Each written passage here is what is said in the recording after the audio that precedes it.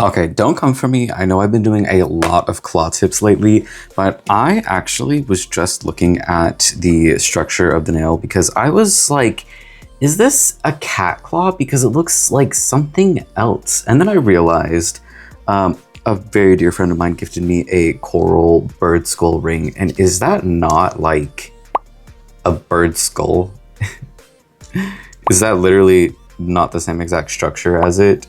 So I got some lovely comments telling me about the structure of dual forms and how sidewalls are important, and that's why it says to oversize the tips a bit so that you have room for the sidewalls to be built, and also how to strengthen the tip of the nail by using builder gel in it, because the polygel is way too soft to support it on its own. And ever since then, I have been having a fantastic time. Whenever it turns out, when you actually know how to do something, it's not that irritating. So for the first nail in my bite-sized series where I do one nail per video, and then at the end of the week upload all of the nails to make one mega compilation video, I want to do a bird skull. And oh, I grabbed the wrong gel. You didn't see that. I want this pearlescent white gel. That way I have a good base. Okay. That way I have a good base for the skull. But I want to do a bird skull for my first one. I want to do a medieval set. And I'm actually very allergic to color right now. I don't want it on my hands. So I think a bone white set, or just like a white tan set, is probably what I'm going for.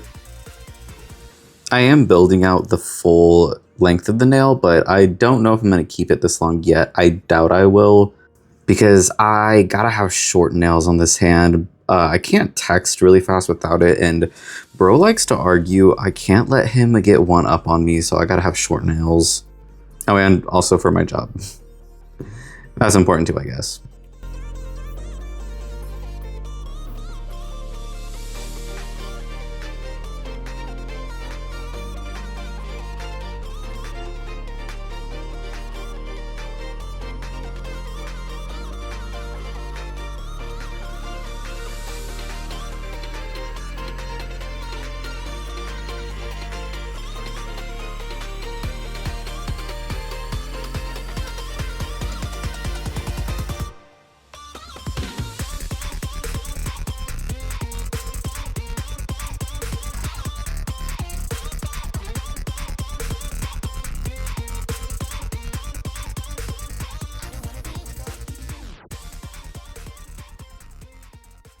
My gooseneck lamp.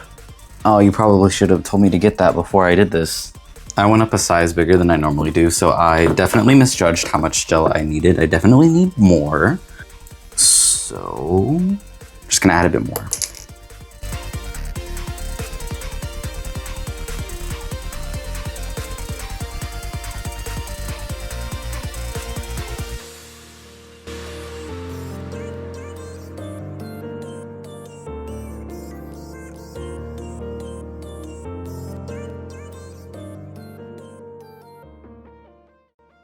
And I have minimal spillage on the underside too. I might have to go in with a nail drill, which I did not throw away. And I did plug back in because you don't remember, it's broken. But I plugged it back in because I'm desperate and sad. Not that desperate and sad, okay. And I just wanted to see if it would work. And if I hold the cord pinched at a specific angle, it works. So anything to like put off getting an actual another nail drill, because I just don't, there's just like a block in my mind that says, no, not yet. The drill is still alive, so you're gonna keep using it until it fully just like probably explodes on you. And you know what? I'm okay with that.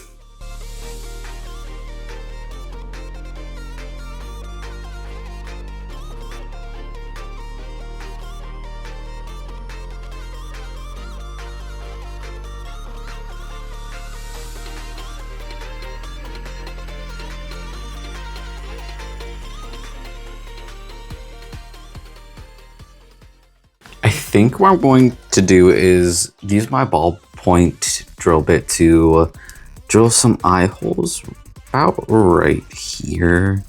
That feels right? So I'm going to just kind of scuff up the area so that I can see it. Actually, you know what? I'll have half a brain cell real quick and use some gel to actually mark out the area that I want to drill out. Instead of just scuffing it, because that will not be that helpful.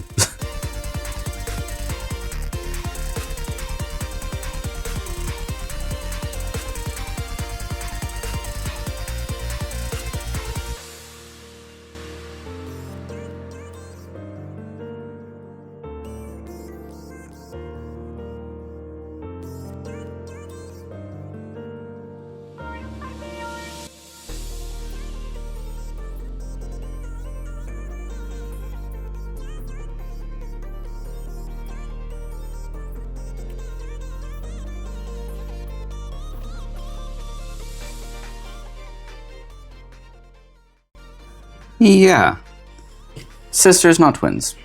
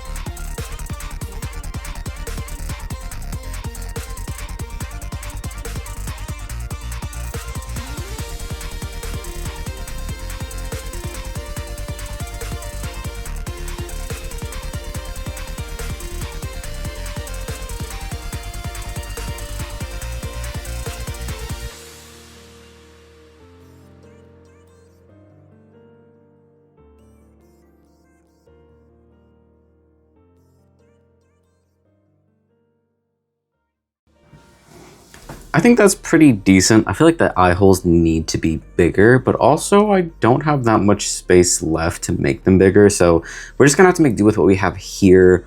I'm going to go around and dirty up the skull a bit because, I mean, if it's a skull, chances are if it's not left out in the sun, it's not bleached bone white. So we're gonna just dirty up around the edges randomly, give it some aging, and then I think we'll be done.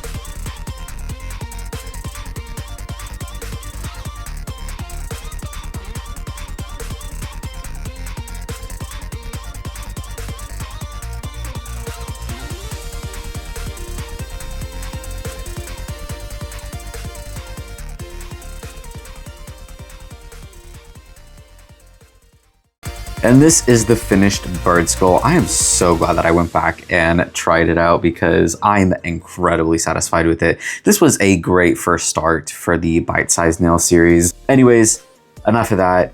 This is it from me for today. Like and subscribe if you're into that sort of thing. I know I am. We listen and we do judge here, very fortunately. Have a great day, night, wherever you are, whenever you are, and I will see you on day 2.